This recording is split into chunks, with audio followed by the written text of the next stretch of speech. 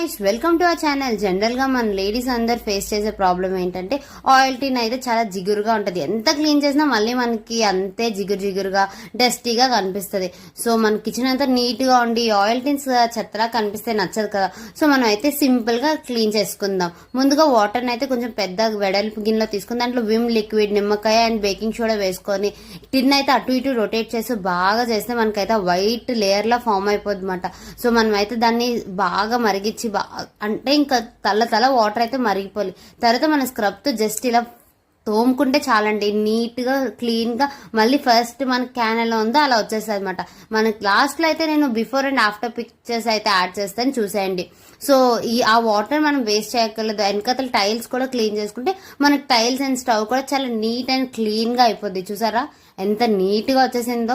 So for more tips follow our channel and please do subscribe. Bye bye guys.